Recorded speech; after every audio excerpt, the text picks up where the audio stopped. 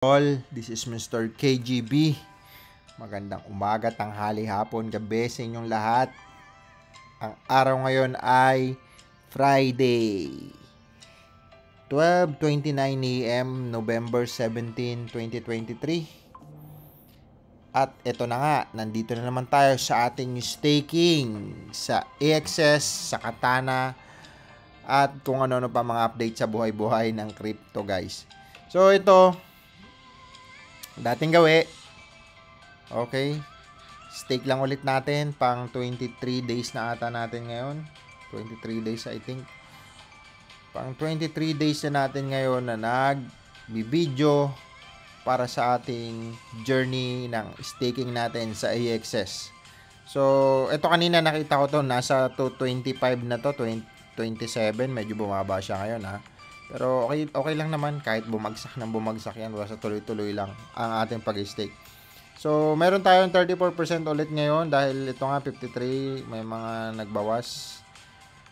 At nung nakaraan 33 na lang yan eh. Ngayon 34. So, yung APR natin. Yan yung yield per year, parang ganon. So, ayun na nga, meron tayong 35 AXS. So, restake lang natin, guys.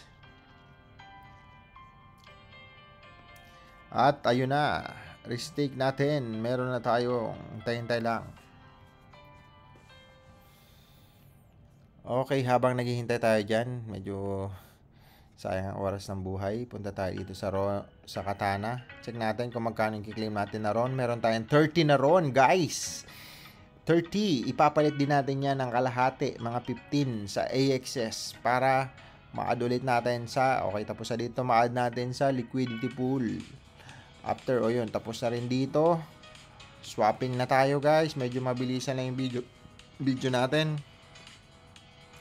Ayan, pwede tayo mag 15.5. Ayan, kasi 31. Swap lang natin. At si Ron nga pala, guys, may bago silang launch siya. Yung bibili ka ng parang, domain. Yung parang magiging web domain mo siya. Parang, ano ba ang tawag doon? Nalimutan ko na. Yung sa wallet mo, mapapalitan na mismong pangalan. Parang ganon. So, hindi pa tayo nakakabili. Sayang naman yung oras natin. Kaya hindi pa ako bumibili ngayon, guys. Mamaya siguro tatry ko. Tatry kong magtingin-tingin kung anong pinakamagandang domain name para sa ating short domain name sa ating wallet.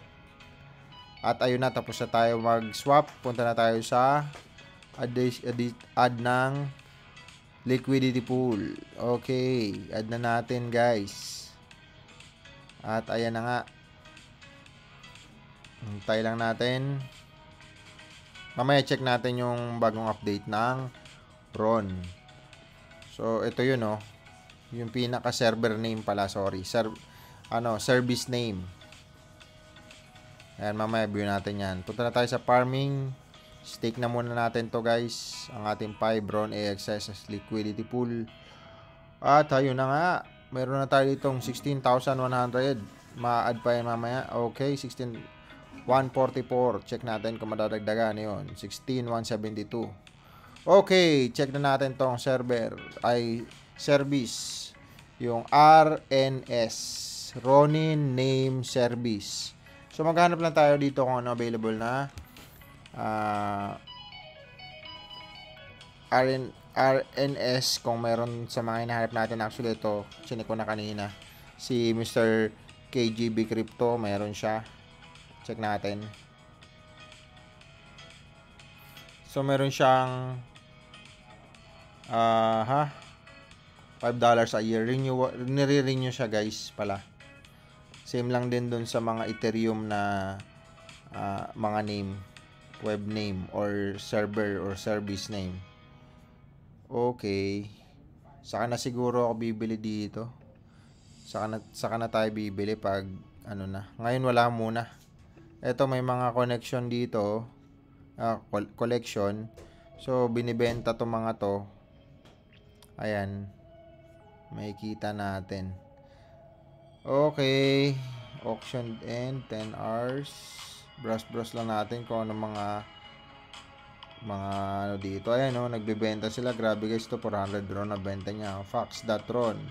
Yung iba nga Lebron, si ang binili, ang nagmamay-ari ng Leb, tapos Ron ay si Jihos, yung isa sa may-ari ng Axie Infinity. Olyama, Zebra, and Tortoise. Ayan, binibenta nila guys. $6.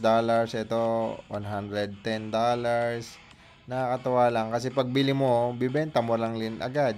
Kasi, kumbaga, true blockchain yan nakapangalan lang yan sa'yo. Dun sa wallet mo.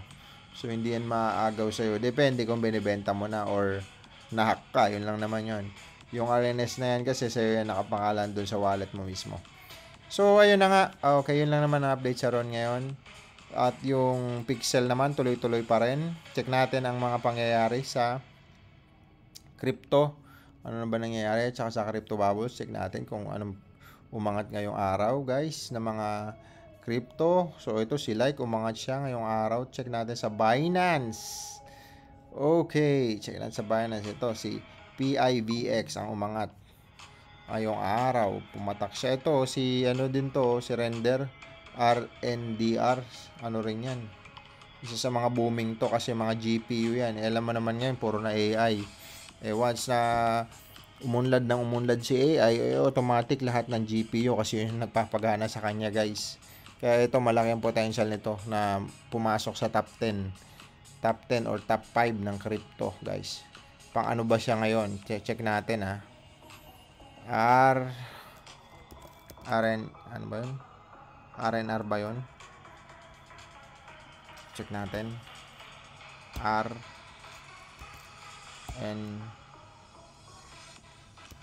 RNR nga ba yun? Teka lang, nalimutan ko guys. DR pala. RNDR. Okay, top 50 siya guys. Nasa 100 lang siya. 177. Pero check natin yung max niya 2 years ago 443. So medyo malayo pa rin. Pero nakatikim na siya ng bull run ito bull run to noong November. So ayun, swerte ng mga nakabili dito, grabe. Imagine mo kung dito ka nakabili noong December, 23 pesos lang siya guys. Magkano ba ang pinaka all time low nito? Low. Ito, $1 3 years ago. Tagal naman na yan bago mag bull run yan So, dito na lang siguro. Ito, mga 20 plus lang. Kung nandito, halos ilang doble na yung pera mo. So, ayun na nga. Malayo na naman tayo. Punta na tayo dito sa excess natin. So, meron tayong 3, 4. Kano ngayon?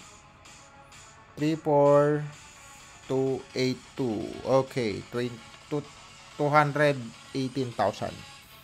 So, ayun lang ulit ang ating video for today. This is Mr. KGB. Sa mga sumusuporta, sumusubaybay, sa mga followers natin dyan, nakakapiranggot pa lang. Thank you so much guys sa inyong pag-follow at pag-like sa aking mga posts, sa pagsubaybay sa aking journey dito sa AXS staking at Katana farming. So, maraming salamat ulit sa inyo. Hanggang sa mga susunod na bull market guys. Stay tuned lang kayo at marami pa tayong update.